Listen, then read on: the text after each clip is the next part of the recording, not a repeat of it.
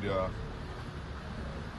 ನೀರಾವರಿ ministers conference ನಡೀತಾ ಇದೆ. ಸೊ ಪಾಟೀಲ್ ಅವರು ಎಲ್ಲ ರಾಜ್ಯದ ನೀರಾವರಿ ಮಂತ್ರಿಗಳ ಸಭೆಯನ್ನು ಕರೆದಿದ್ದಾರೆ. ಸೊ ಅದಕ್ಕೆ ಹೋಗ್ತಾ ಇದ್ದೀನಿ. ಅಲ್ಲಿ ನಮ್ಮ ರಾಜ್ಯಕ್ಕೆ ನೀರಾವರಿ ವಿಚಾರದಲ್ಲಿ ಆಗ್ತಾ ಇರೋಂಥ ಅನ್ಯಾಯ, ಅದರ ಬಗ್ಗೆ ಪ್ರಸ್ತಾವನೆಯನ್ನು ಮಾಡ್ತಾ ಇದ್ದೀನಿ. ಯಾಕೆಂದರೆ ಭಾಳ ದಿನದಿಂದ ಏನೇನು ಬಿದ್ದಿದೆ ಮತ್ತು ಅವರು ಜವಾಬ್ದಾರಿ ತೆಗೆದುಕೊಳ್ಬೇಕು.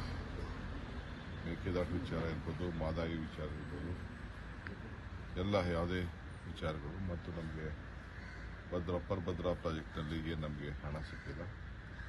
ಆಮೇಲೆ ಈ ವರ್ಷ ಸುಮಾರು ಯೋಜನೆಗಳನ್ನು ನಾವು ದೆಹಲಿಗೆ ಕಳಿಸ್ಕೊಟ್ಟಿದ್ದೀವಿ.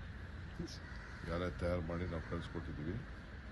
ಎಲ್ಲ ಡ್ಯಾಮ್ಗಳನ್ನು ನಾವು ಈ ತುಂಗಭದ್ರಾ ಹೆಚ್ಚು ಕಮ್ಮಿ ಆದಮೇಲೆ ಈ ರಾಜ್ಯದ ಎಲ್ಲ ಡ್ಯಾಮ್ಗಳನ್ನು ರಿಪೇರಿ ಮಾಡಲಿಕ್ಕೆ ನಾವು ಒಂದು ಪ್ರಸ್ತಾವನೆಯನ್ನು ರೆಡಿ ಮಾಡಿ ಈಗ ಕಳಿಸ್ಕೊಡ್ತಾ ಇದ್ದೀವಿ.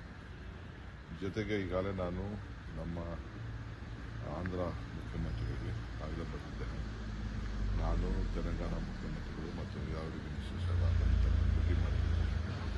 ನವಲೆ ವಿಚಾರದಲ್ಲಿ ಏನಾಗಬಹುದು 25-30 ಲಾಸ್ ಆಗ್ತಾ ಇದೆ. ಅದರ ಬಗ್ಗೆ ಒಂದು ಪ್ರತ್ಯೇಕವಾದ ಸಭೆ ಮಾಡಬೇಕು ಅಂತ ಹೇಳಿದ್ದೇನೆ. ಆಲ್ಟರ್ನೇಟಿವ್ ಕೂಡ ಕೆಲವು ನಮ್ಮ ಆಫೀಸರ್ಸು ಸಜೆಸ್ಟ್ ಮಾಡಿದ್ದಾರೆ. ನವಲೆ ಅಣೆಕಟ್ಟು ಇದು ಬ್ಯಾಲೆನ್ಸಿಂಗು ಇರೋ ವಿಚಾರದಲ್ಲಿ.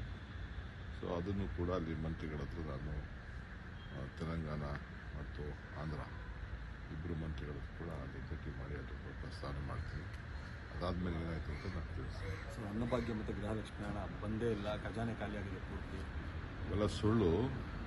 ಯಾವುದೇ ಆಗಲಿ ಕಲೆಕ್ಷನ್ ಆಗಬೇಕಾದ್ರೆ ಒಂದೇ ದಿನ ಕಲೆಕ್ಷನ್ ಆಗಲ್ಲ. ಇಯರ್ ಎಂಡು ಎಲ್ಲ ಕಲೆಕ್ಷನ್ಸ್ ಎಲ್ಲ ಬರ್ತದೆ. ಸರ್ಕಾರಕ್ಕೆ ಹಣ ಬಂದಾಗ ಸರ್ಕಾರ ಹಣ ಬಿಡುಗಡೆ ಮಾಡ್ತದೆ.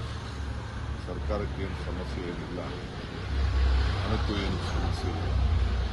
ಫೈನಾನ್ಷಿಯಲಿ ನಾವು ಸ್ಟ್ರಾಂಗ್ ಇದ್ದೀವಿ. ಮಾಮೂಲಿ 1 ತಿಂಗಳು 2 ತಿಂಗಳು ಕಲೆಕ್ಟಿಗೆ ನೀವು ನಿಮಗೆ ಈಗ ಅನ್ನಭಾಗ್ಯಕ್ಕೆ ಅದು ಮಾಮೂಲಿ ಏನು ಹಕ್ಕಿ ಹೋಗ್ತಾ ಇದೆ. ಏನು ಯಾರೂ ನಮಗೆ ಮಾಧ್ಯಮದವರು ವಿರೋಧ ಪಾರ್ಟಿ ಬಿಟ್ಟರೆ ಯಾರು ಪಾಪ ಗ್ರಾಹಕರಿಗೆ ಏನು ಮಾಡಲ್ಲ. ಅವರೆಲ್ಲ ಗ್ರಾಹಕರೆಲ್ಲ ಬಹಳ ಸಂತೋಷದಿಂದ. ಈ ವಿಡಿಯೋ ನಿಮಗೆ ಇಷ್ಟವಾದಲ್ಲಿ ಲೈಕ್ ಮಾಡಿ, ಶೇರ್ ಮಾಡಿ, ಸಬ್ಸ್ಕ್ರೈಬ್ ಮಾಡಿ.